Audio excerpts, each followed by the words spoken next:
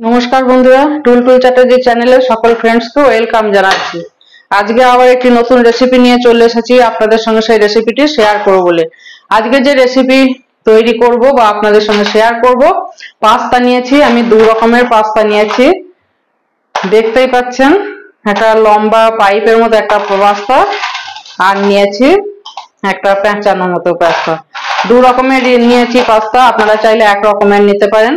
গ্যাসের ফ্লেমটা আমি হাইতে দিয়ে দিয়েছি, আর তার মধ্যে কড়াই বসিয়ে দিয়েছি গ্যাসের মধ্যে, আর দিয়ে দিয়েছি কিছুটা পরিমাণ জল। পাস্তাগুলোকে আমি আগে একটু বয়েল করে নেব গরম জলেতে দিয়ে। এর মধ্যে দেবো আমি পরিমাণ মতো নুন, কিছুটা পরিমাণ নুন দিলাম, আর দেব আমি তেল, অয়েল। আমি এটা রিফাইন্ড অয়েল দিয়ে দিলাম। এরপর আমি বয়েল করে নেব। আর রেসিপি যেটা শেয়ার করছি আপনাদের সঙ্গে, পাস্তা তো দেখতেই পাচ্ছেন, তো এটা করব white sauce pasta. White sauce pasta কিভাবে করব সেটা আপনারা দেখতে থাকুন। এটা একটু বয়েল হোক। পাস্তা আমার বয়েল হয়ে গেছে, জল ঝরিয়ে রেখে দিয়েছি। একটার সঙ্গে একটা লাগছে না, আর একটু যদি তেল হাত বুলিয়ে দেওয়া হয় আরোই লাগবে না। যেহেতু আমি যখন পাস্তাটা বয়েল করছি তখন কিন্তু একটু তেল দিয়েছি, অয়েল দিয়েছি, আর নুন দিয়েছি।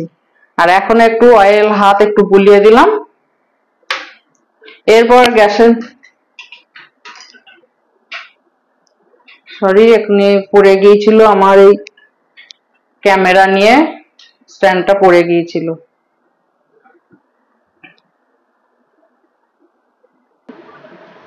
এরপর গ্যাসটার মধ্যে একটা ফ্রাই প্যান বসিয়ে দিয়েছি। ফ্রাই প্যানটা তেতে গেছে। নিয়েছি বাটার, আমুল বাটার নিয়েছি, কিছুটা পরিমাণ দেবো আমুল বাটার।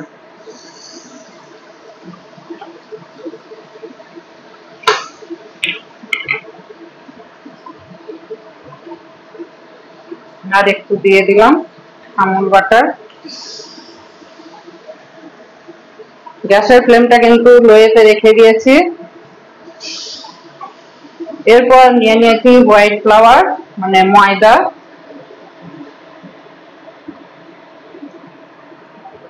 ময়দাটা একটু ভালো করে ভেজে নেব।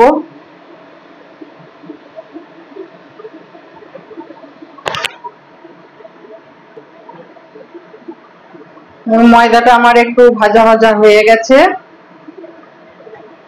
বাটারের সঙ্গে ময়দাটা একটু যদি নেড়ে চেড়ে নেওয়া হয় তাহলে কিন্তু সুন্দর একটা গন্ধ বেরোবে, আর কাঁচা গন্ধ যেটা ময়দার মধ্যে থাকবে সেটাও কিন্তু আর বেরোবে না। গ্যাসের ফ্লেমটা লো টু মিডিয়ামে দিয়ে দিচ্ছি, হাইতে দিলে লেগে যাওয়ার সম্ভাবনা থাকবে। এরপর দিয়ে দেবো একটু ঠান্ডা দুধ।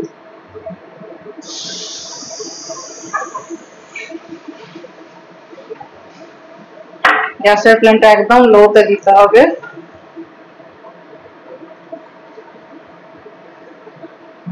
বাকি দুধটাও দিয়ে দিলাম।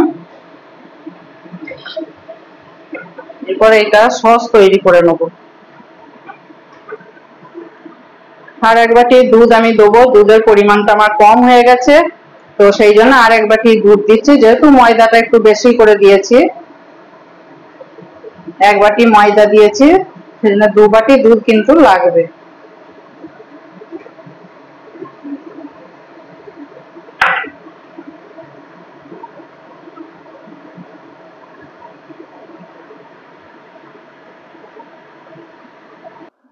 কড়াই বসিয়ে দিয়েছি, কড়াই তেতে গেছে। আবার দিয়ে দেবো বাটার, কিছুটা পরিমাণ বাটার দিয়ে দিচ্ছি। খুবই হয়ে গেছে কড়াইটা। কড়াইয়ের মধ্যে এবার দিয়ে দেবো রসুন কুচি আছে, রসুন কুচিগুলো দিয়ে দেবো।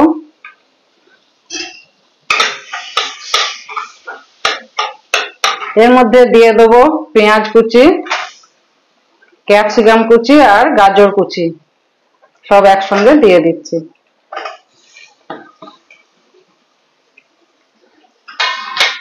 এরপর একটু ভেজে নেব বাটারের সাথে। আর আপনাদের সঙ্গে আরেকটা কথা শেয়ার না করলেই নয়, আমি যে ভিডিওগুলো দিচ্ছি, যে রেসিপিগুলো আপনাদের সকলের সঙ্গে শেয়ার করছি, পুরোপুরি আমি একাই কিন্তু এই ভিডিওটা দিচ্ছি। আপনারা যে ভিডিওগুলো আমার বেরিয়েছে অলরেডি, আগেও যে ভিডিওগুলো বেরিয়েছে সেই ভিডিওগুলো আপনারা দেখেছেন, দেখার পরেও বুঝতে পেরেছেন যে এই ভিডিওটা, অনেক ভিডিও বেরোয় যেগুলো এডিট করা হয়, এডিট করে তারপর ভিডিও বার করা হয়। সেটা আমার পক্ষে এখন সম্ভব নয় যে এডিট করার জন্য কাউকে রাখবো। আগে আমার সঙ্গে আমার ছেলে থাকতো, অনেক কিছু আমার হেল্প করতো, এগুলো এডিট করে দিত, অনেক কিছুই হেল্প করতো আমার এই ভিডিওতে। তো এখন পুরোপুরি আমি একা নিজেই করছি, সেই জন্য এডিটটা এখনো শিখে উঠতে পারিনি। তো সেই জন্য আমি ভিডিওতে হয়তো এডিট করতে পারি না, যে এখানগুলো বাদ দেওয়া সেটা দিতে পারি না।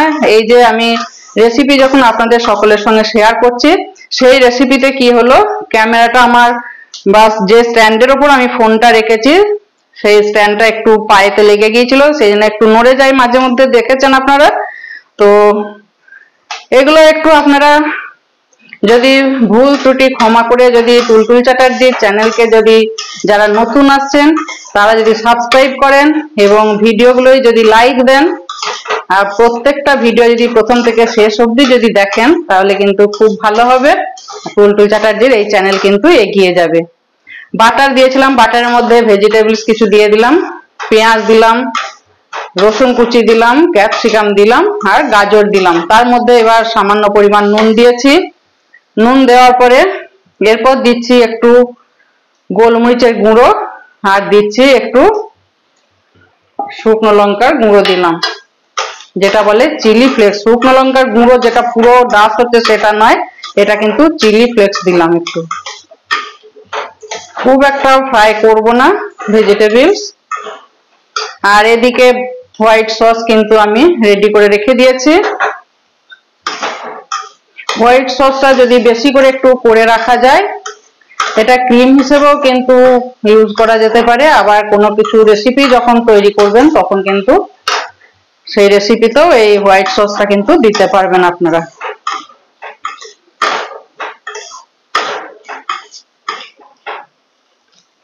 এরপর আমি পাস্তাগুলো দিয়ে দিচ্ছি, কড়াইয়ের মধ্যে দিয়ে দিচ্ছি সব পাস্তাগুলো। অয়েলটা একটু বেশি করে বুলুলে কিন্তু এতে লেগে যাবে না, আবারও বলছি।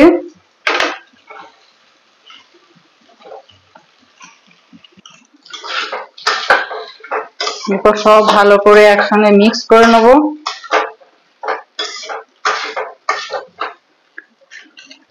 একটা দুটো গায়ে গায়ে লেগে গেছে তো কোনো অসুবিধা নেই, তার জন্য আবার যখন এই বাটারে ফ্রাই করা হবে, এই যে ভেজিটেবলস দিয়ে ফ্রাই করা হচ্ছে, তখন কিন্তু পুরো খুলে যাচ্ছে।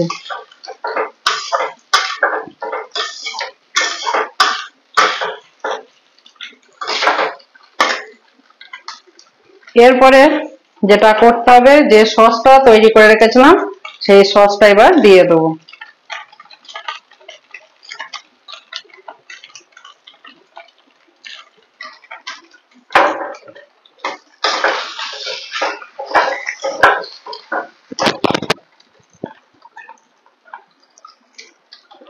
হাতে তো আবারও লেগে গিয়েছিল, আপনাদের সঙ্গে এইগুলো শেয়ার করছি যে এইভাবে যখন করা হয় রান্না, তখন সত্যি অনেক কিছু অসুবিধা করেই করা হচ্ছে।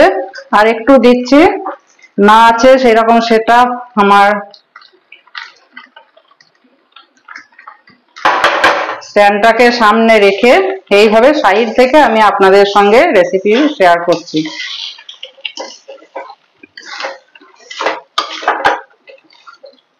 গ্যাসটা অফ করে দিচ্ছি।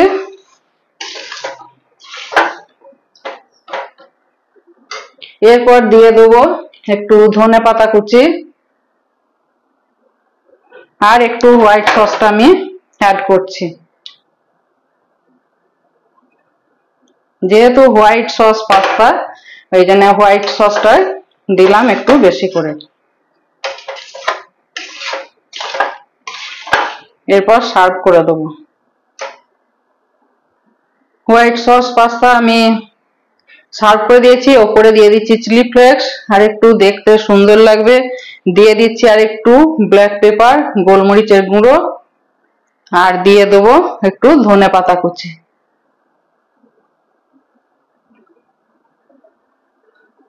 দেখুন কেমন হয়েছে, কত সুন্দর হয়েছে পাস্তা, হোয়াইট সস পাস্তা। আর দুটো ধনেপাতা কুচি দিয়ে দিলাম। কেমন হয়েছে, যদি রেসিপি যদি ভালো লেগে থাকে প্লিজ লাইক দেবেন, আর নতুন যদি কেউ এসে থাকেন টুলটুল চ্যাটার্জি চ্যানেলে যেন সাবস্ক্রাইব করবেন, প্রচুর প্রচুর শেয়ার করবেন।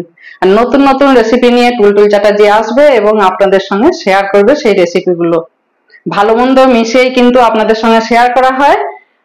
তো ক্যামেরা ঠিকঠাক হয়তো মাঝে মাঝে নড়ে যাচ্ছে, সেইগুলো মাপ করে দিয়ে টুলটুল চ্যাটার্জি চ্যানেলকে এগিয়ে নিয়ে যাবেন। টুলটুল চ্যাটার্জির সঙ্গে কিন্তু আপনারা সবসময় সঙ্গে থাকবেন, যেমন আছেন সেইভাবেই যেন থাকবেন। আপনারা ভালো থাকুন, সুস্থ থাকুন। নমস্কার, থ্যাংক ইউ।